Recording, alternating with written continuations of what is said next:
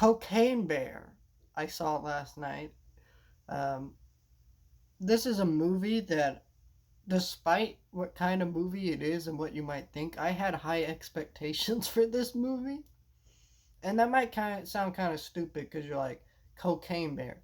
But hear me out. This movie is produced by the writers and directors of Into the Spider-Verse, the Lego movie, the Lego Batman movie, Cloud with a Chance of Meatballs, 2122 Jump Street. All hilarious, great movies, other than the Cloud with a Chance of Meatballs. Not a bad movie, but it's just okay. Um, right? And it's directed by Elizabeth Banks, who's not really a great director, but she's interesting, right? I want to see what she would do with this movie. And it's just a movie called Cocaine Bear. Sounds crazy, sounds ridiculous, the concept's weird, but but this is one of those movies that you watch, or not really watch, you hear the concept of, and you go, wow, I know exactly what I'm going to get into with this. Sounds really crazy, wacky, bizarre, stupid, crazy, whatever, but a dumb, fun movie, right? It's not trying to be like a great movie or anything. The problem with this movie, though, is it was boring at several points in this movie. And that's where I'm at with this movie. I did not like leave the theater annoyed with my time watching this movie. I actually enjoyed this movie. I thought there were definitely some funny laughs and goofy moments. And when the bear was actually going around killing people, going berserk or high on cocaine, I'm like, okay, that's fun. But where this movie loses me is it tries to have dramatic stakes and characters and a plot, and you're like, no, don't do that. Like, sure, there can be a plot, I guess, but like, treat the Cocaine Bear like it's a slasher movie. In a slasher movie, like, I'm a huge fan of, here, let me pull it out here. Huge fan of Friday the 13th. Here's my big old Friday the 13th box set, all the movies in here. Right? Huge fan of Friday the 13th. I don't give a shit about the plot or what happens in the movie. I go there to see Jason murk some people and have some fun.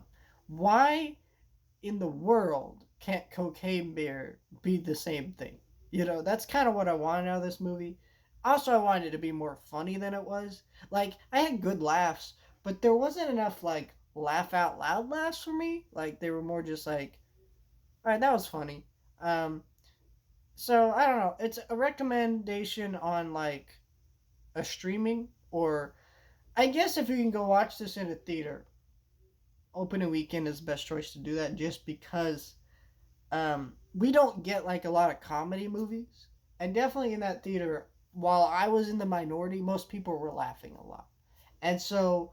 Here's what I'll say. Like, if you miss, like, comedy movies, I hear so many people talk like, oh, I miss comedy movies. I wish they make comedy movies again.